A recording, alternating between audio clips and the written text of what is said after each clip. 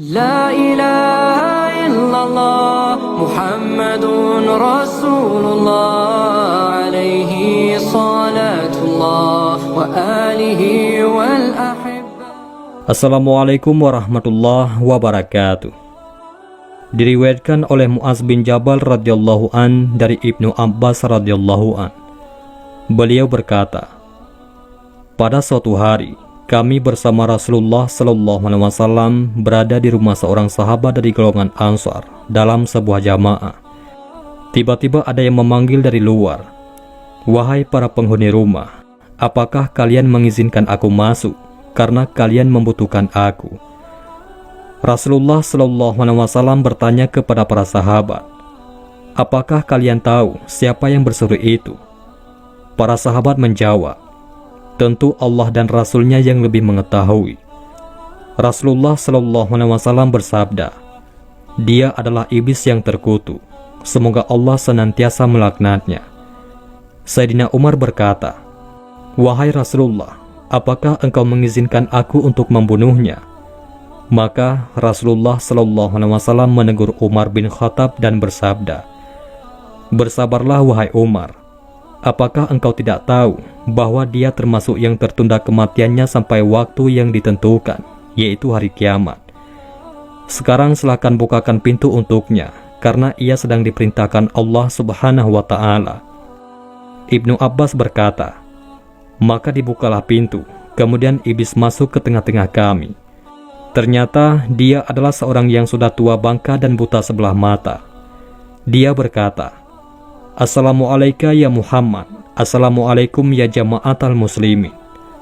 Lalu iblis berkata, 'Wahai Muhammad, aku datang bukan karena keinginanku sendiri, tetapi aku datang karena ada yang memerintahku dan memaksaku datang kemari.' Rasulullah sallallahu alaihi wasallam bertanya, 'Apakah yang membuatmu terpaksa datang ke sini, wahai terlaknat?'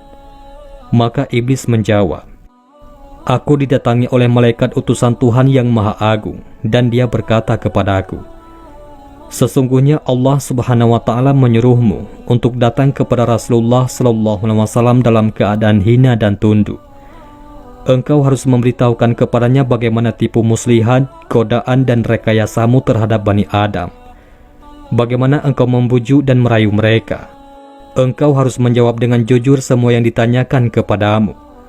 Allah Subhanahu wa Ta'ala berfirman, demi kemuliaan dan keagunganku, jika engkau berbohong sekali saja dan tidak berkata benar dalam memberikan jawaban pada utusanku, niscaya aku menjadikan kamu hancur menjadi debu yang dihempas oleh angin. Dan aku puaskan musuhmu, yakni manusia, karena bencana yang menimpamu itu." Dengan ancaman itu iblis takut, sehingga ia berkata jujur. Iblis kembali berkata, "Wahai Muhammad, sekarang aku datang kepadamu sebagaimana aku diperintahkan. Sekarang tanyakanlah kepadaku apa yang engkau inginkan. Jika aku tidak memuaskanmu tentang apa yang engkau tanyakan kepadaku, niscaya musuhku akan puas atas musibah yang akan menimpaku. Tiada beban yang lebih berat bagiku daripada melihat para musuhku lega dengan apa yang menimpa diriku." Bertanyalah Rasulullah SAW kepada iblis, "Baiklah, aku akan mulai bertanya kepadamu.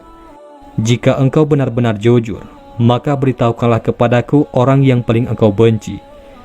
Iblis menjawab, "Engkau wahai Muhammad, engkau adalah makhluk Allah yang paling aku benci, dan kemudian orang-orang yang mengikuti agamamu." Artinya, orang-orang yang mengikuti agama Allah dan tidak menyimpang dari ajaran-ajarannya.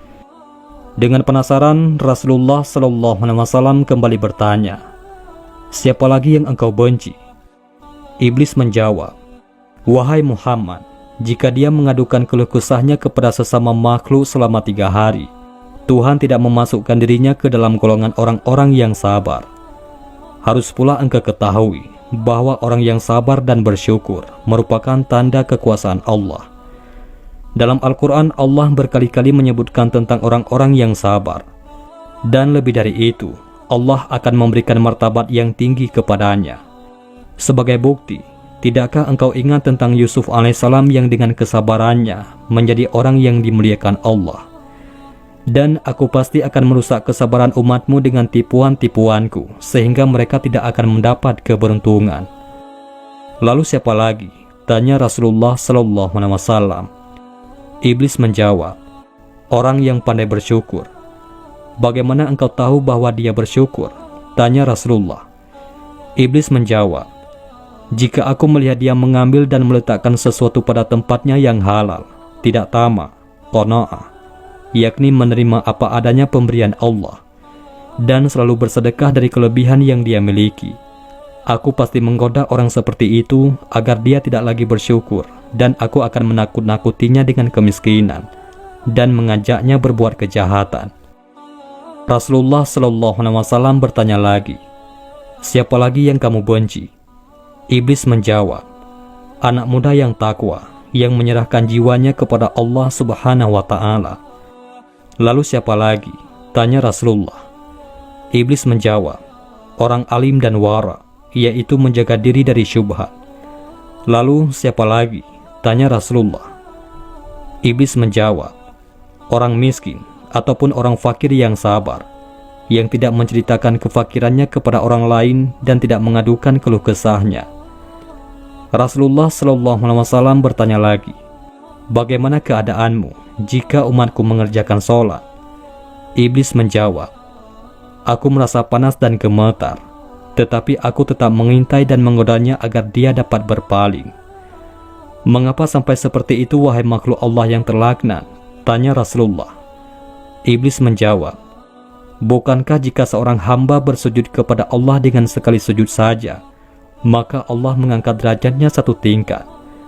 Perintah sujud itu adalah awal dari murka Allah kepadaku sampai sekarang. Kemudian Rasulullah bertanya lagi, jika mereka berpuasa? Iblis menjawab, saya terbelenggu sampai mereka berbuka puasa. Jika mereka menunaikan haji? Tanya Rasulullah.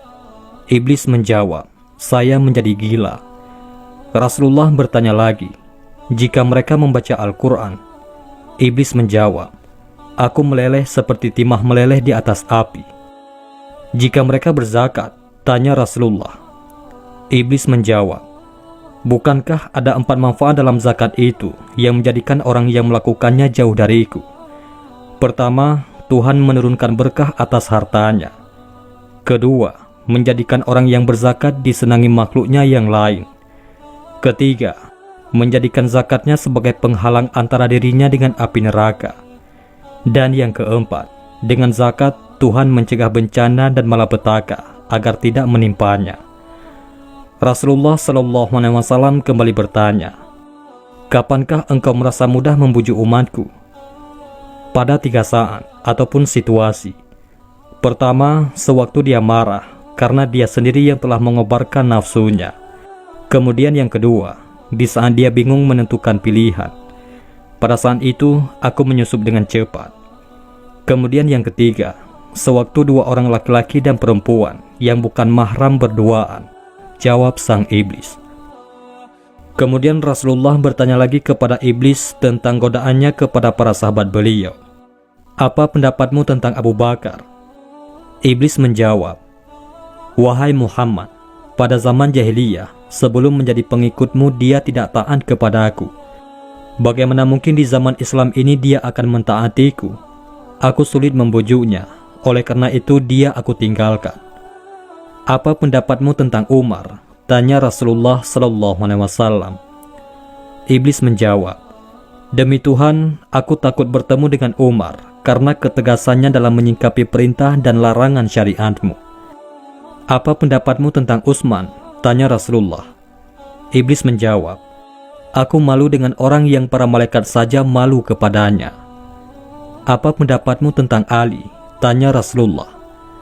Iblis menjawab, andai saja aku dapat selamat darinya dan tidak pernah bertemu dengannya, yaitu menukar dirinya kepala dengan kepala, dan kemudian dia meninggalkanku, tetapi dia sama sekali tidak pernah melakukan hal itu. Ali bin Abi Thalib terkenal cerdas, jadi iblis ingin menukarkan kepalanya. Kemudian Rasulullah SAW bersabda, segala puji hanya bagi Allah yang telah membahagiakan umatku dan menjadikan engkau menderita sampai hari kiamat. Kemudian iblis membantah, Hayhata, hayhata. Tidak mungkin, tidak mungkin. Bagaimana mungkin umatmu akan bahagia, sementara aku masih hidup dan tidak mati sampai hari kiamat? Bagaimana umatmu senang, sementara aku masuk dalam diri mereka melalui aliran darah, daging, sedangkan mereka tidak melihatku? Demi Tuhan yang telah menciptakan aku dan memberi aku waktu untuk menunggu sampai hari mereka dibangkitkan, akan aku sesatkan mereka semua. Maka para sahabat yang bersama dengan Rasulullah merasa gemetar ketika mendengarkan perkataan iblis tersebut. Lalu iblis melanjutkan dengan mengatakan, "Aku akan datangi mereka dari semua jurusan, muka dan belakang, kanan dan kiri. Dan ingatlah, orang yang bersyukur tidak dapat aku datangi. Dan siapa saja tidak terkecuali, yang bodoh atau yang pandai, buta huruf atau tidak, kafir atau beriman, kecuali bagi para hamba yang mukhlis, yakni ikhlas." Kemudian dialog antara Rasulullah SAW dengan iblis dilanjutkan. Rasulullah SAW bertanya, "Siapakah orang yang mukhlis itu menurutmu?" Iblis menjawab, "Apakah engkau tidak tahu, wahai Muhammad?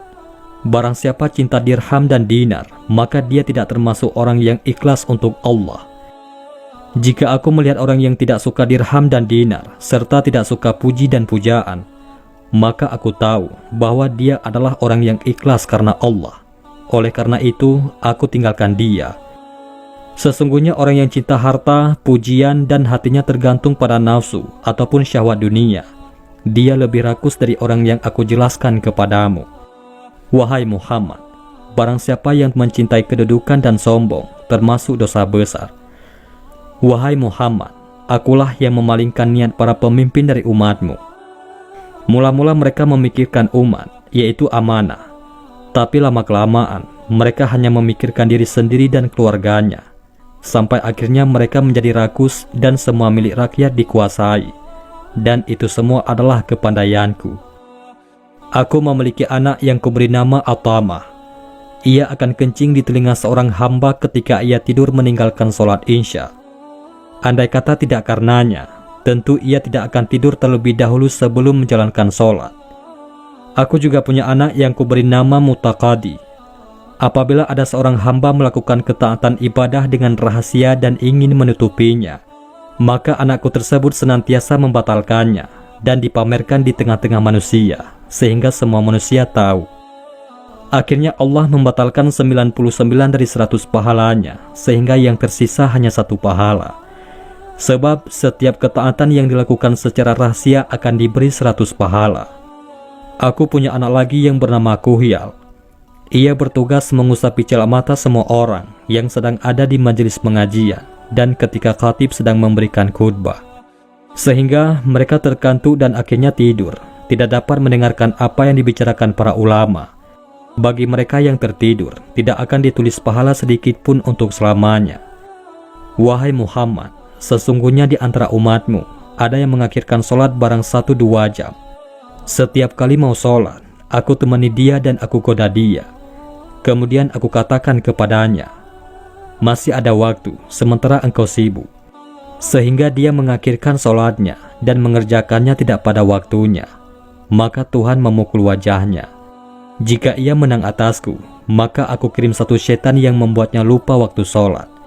Jika ia menang atasku, aku tinggalkan dia sampai ketika mengerjakan sholat. Aku katakan kepadanya, lihatlah kiri kanan. Lalu ia menengok. Saat itu aku usap wajahnya dengan tanganku, dan aku cium antara kedua matanya, dan aku katakan kepadanya, aku telah menyuruh apa yang tidak baik selamanya. Bagaimana mungkin umatmu bahagia, sementara aku menyuruh orang miskin untuk meninggalkan sholat? Aku katakan kepadanya, sholat tidak wajib atasmu, sholat hanya diwajibkan atas orang-orang yang mendapatkan nikmat dari Allah. Aku katakan kepada orang yang sakit, tinggalkanlah sholat, sebab ia tidak wajib atasmu. Sholat hanya wajib atas orang yang sehat. Apakah engkau tidak tahu kisah seorang ahli ibadah yang beribadah secara ikhlas selama 70 tahun, sehingga orang yang sakit menjadi sehat berkat dakwahnya? Kemudian aku tidak pernah meninggalkannya sampai ia berzina, membunuh, berbohong, ingkar dan akhirnya bertekuk lutut dan bersujud kepadaku. Dialah yang disebut Allah dalam Al-Quran, Bujukan orang-orang munafik itu adalah seperti bujukan setan ketika mereka berkata pada manusia, "Kafirlah engkau." Maka tatkala manusia itu menjadi kafir, dia berkata, "Sesungguhnya aku berlepas diri dari kamu, karena sesungguhnya aku takut kepada Allah Tuhan semesta alam." Quran Surat Al-Hasyr ayat 16. Setelah menjelaskan kejujurannya, maka iblis pergi dari tempat perkumpulan Rasulullah dan para sahabat. Ibnu Abbas mengisahkan, setelah dia pergi, maka Rasulullah bersabda kepada kami, "Begitulah tipu muslihat iblis. Barang siapa yang mengikutinya, maka neraka tempatnya kelak. Wallahu a'lam bishawab." Demikianlah, semoga dengan mengetahui ini, kita sebagai umat Nabi Muhammad SAW selalu membekali diri dengan keimanan, ketakwaan, dan melakukan amalan yang membuat iblis menjadi lemah. Mudah-mudahan ini semua bermanfaat. Assalamualaikum warahmatullahi wabarakatuh.